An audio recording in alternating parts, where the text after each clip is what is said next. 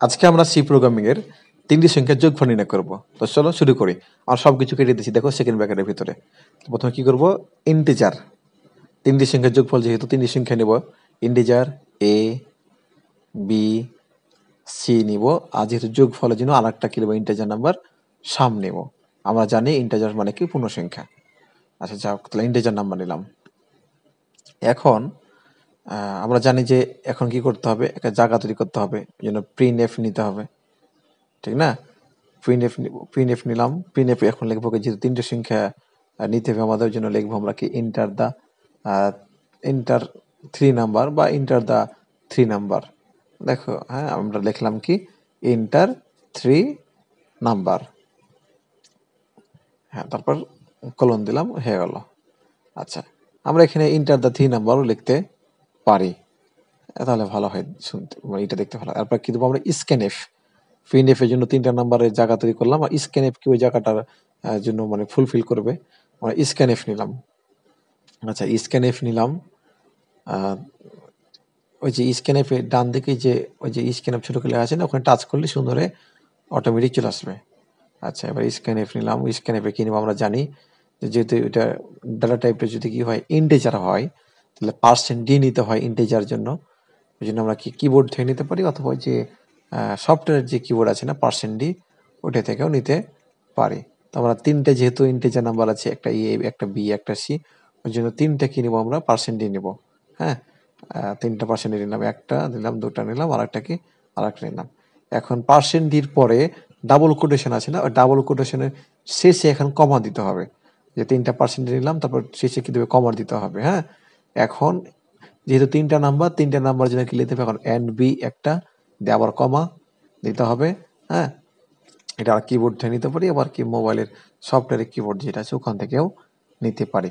তো নিলাম, একটা জায়গাতে নিলেই হবে। এন্ড নিলাম একবার, কমা, আবার এন্ড বি নিব, আবার কমা, আবার কি এন্ড সি নিব, দেয়া কি হলো, শেষ হয়ে গেল।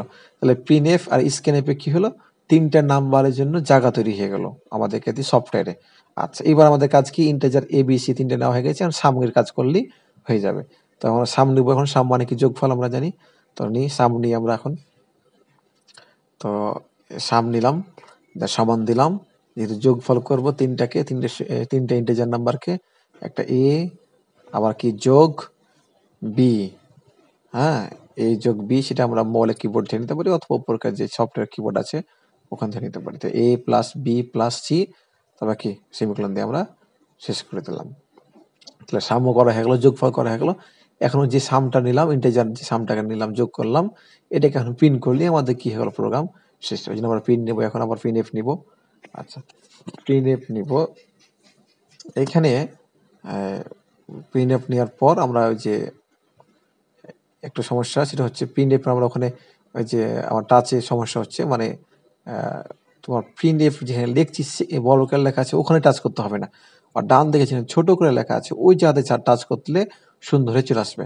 দেখো এবার এই যে প্রিন্টএফ লিখলাম, ওই ছোট জায়গাতে টাচ করতে হবে, মানে শেষ দিকে ছোট করে লেখা আছে প্রিন্টএফ, ওখানে টাচ করলে সুন্দর হয়ে ওটা চলে আসবে, না তো বারবার কি আমার ভুলে যাচ্ছে। যাই হোক, চলে এসেছে প্রিন্টএফ।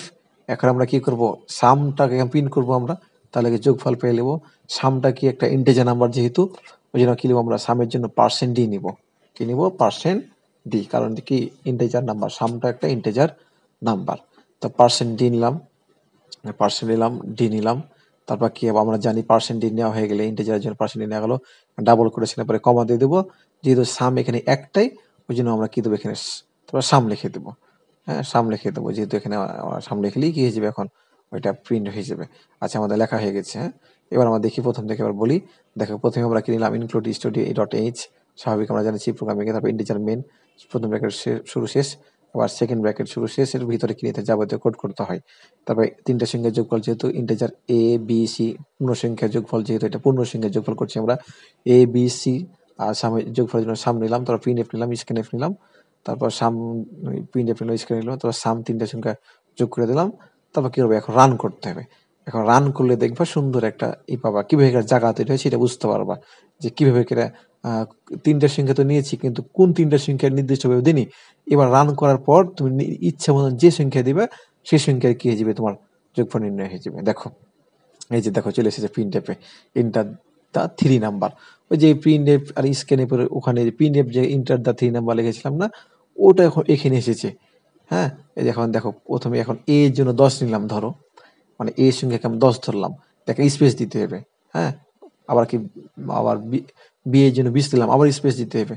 আর সি এর জন্য 15 নিলাম। এবার যদি এখন মোবাইলে যে যে ইংলিশে স্পেসের ডান দিকে যে ইন্টার আছে টাচ করলে দেখো কি যোগফল কত আসছে, 15 চলে এসেছে।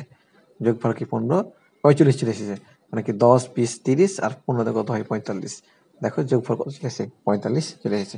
এভাবে আমরা কি 3 এর সঙ্গে যোগফল নির্ণয় করতে পারি।